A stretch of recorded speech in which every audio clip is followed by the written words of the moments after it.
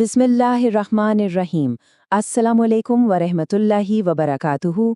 आज हम एक ऐसे महान पैगंबर का वाकया सुनेंगे जिनका पूरा जीवन ही सब्र और ईमान की सबसे बड़ी मिसाल है, यानी हज़रत इब्राहीम अलैहिस्सलाम की कहानी। उनकी जिंदगी को देखें तो ऐसा लगता है कि ये अल्लाह के प्रति अटूट विश्वास और समर्पण का एक लंबा सफर था, जहां हर मोड़ पर उन्होंने बहुत बड़ी बड़ी कुर्बानियां दी।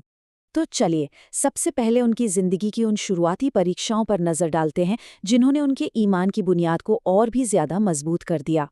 देखिए, उनकी पहली आजमाइश थी आग का सामना। उस वक्त के बादशाह नमरूद ने उन्हें जिंदा जलाने की कोशिश की, लेकिन अल्लाह के हुक्म से आग ठंडी हो गई और उन्हें छुआ तक नहीं। दूसरी परीक्षा शायद दिल के लिए और भी मुश्किल थी। उन्हें अपने ही घर से निकाल दिया गया, और वजह सिर्फ ये कि वो एक अल्लाह पर ईमान ले आए थे। तो घर और वतन छोड़ने के बाद उनका सफ़र उन्हें मिस्र ले गया। वहाँ के बादशाह उनकी सच्चाई से इतने मुतासिर हुए कि उन्होंने अपनी बेटी हज़रत हाजरा का निकाह उनसे करा दिया। इसके बाद दोनों फ़िलिस्तीन चले गए और वहीं रहने लगे। अब कहानी एक नया मोड़ लेती है। अब तक की आजमाइशें दुनिया के सामने थीं, लेकिन अब उनकी जिंदगी में एक बहुत ही निजी और गहरी परीक्षा का दौर शुरू होने वाला था। फिलिस्तीन में एक अच्छी जिंदगी तो थी, लेकिन हजरत इब्राहीम के दिल में एक बेटे की ख्वाहिश थी।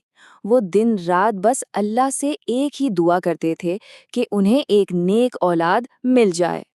साल गुजरते गए, हज़रत इब्राहीम की उम्र भी ढलने लगी, लेकिन उनके दिल में उम्मीद की लौ जलती रही। जरा सोचिए, 84 साल की उम्र तक उनका ये इंतजार चला। ये इंतजार खुद में उनके सब्र और अल्लाह पर भरोसे का एक बहुत बड़ा इम्तिहान था। और फिर देखिए, अल्लाह ने उनकी दुआ कबूल की। 84 साल के इस लंबे इंतजार के बाद उनके घर बेटे की पैदाइश हुई। उन्होंने अपने बेटे का नाम इस्माइल रखा। ये यकीनन उनकी जिंदगी की सबसे बड़ी खुशी थी। आप अंदाजा लगा सकते हैं कि 84 साल की उम्र में मिले इस बेटे से उन्हें कितनी ज्यादा मोहब्बत होगी। हजरत इब्राहीम हर वक्त अपने बेटे इस्माइल को सीने से लगाए रखते, कंधों पर बिठाकर घुमाते, मतलब एक पल के लिए भी अपनी नजरों से ओझल नहीं होने देते थे। तो चलिए अब आगे बढ़ते हैं और देखते हैं कि खुशियों से भरा ये वक्त कैसे अचानक एक ऐसे हुक्म से बदल गया जिसके बारे में कोई सोच भी नहीं सकता था। हुआ यूं कि इस खुशी को अभी एक हफ्ता भी नहीं गुजरा था कि अल्लाह की तरफ से एक और बहुत बड़ी आजमाइश का हुक्म आ गया। ये हुक्म सुनकर हज़रत इब्राहीम का दिल यकीनन बैठ गया होगा। जिस बेटे के लिए उन्होंने 84 साल दुआएं मांगी थीं, अब उसी को खुद से दूर ले जाने का हुक्म, ये कोई मामूली बात नहीं थी।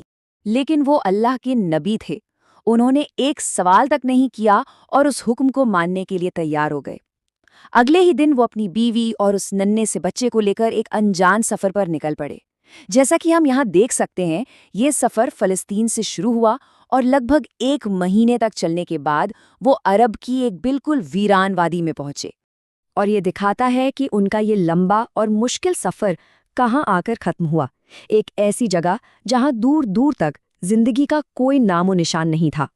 फरिश्ते जिब्रील उन्हें अरब की एक ऐसी वादी में ले आए थे जहां ना पीने को पानी था, न खाने को कुछ, और ना ही कोई इंसान। चारों तरफ सिर्फ काले और बंजर पहाड़ थे। जी हाँ, यही वो जगह है जहां आज काबा शरीफ मौजूद है। बहुत भारी दिल के साथ हजरत इब्राहीम ने अपने बेटे को आखिरी बार प्यार किया और उन्हें उस वीरान जगह पर छोड़कर वापस मुड़ने लगे। शायद ये इस कहानी का सबसे मुश्किल और भावुक लम्हा था। अपने शौहर को यूं चुपचाप जाते देखकर हजरत हाजरा परेशान होकर उनके पीछे दौड़ी। उन्होंने रोते हुए पूछा, आप हमें इस वीरान जगह पर अकेले छोड़कर कहाँ जा रहे हैं? यहाँ हम कैसे जिंदा रहेंगे?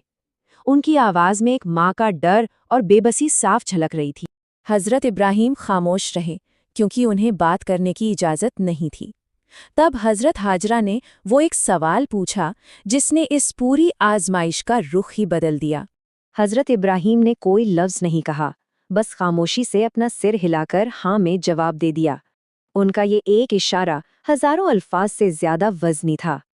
और हजरत हाजरा का जवाब देखिए, ये उनके अटूट ईमान का सबसे बड़ा सबूत है। उन्होंने कहा, अगर ये अल्लाह का ही हुक्म है तो फिर आप जाइए, मेरा अल्लाह हमें और मेरे बच्चे को कभी बर्बाद नहीं होने देगा। یہ کہانی ہمیں ایک بہت گہرے سوال کے ساتھ چھوڑ جاتی ہے۔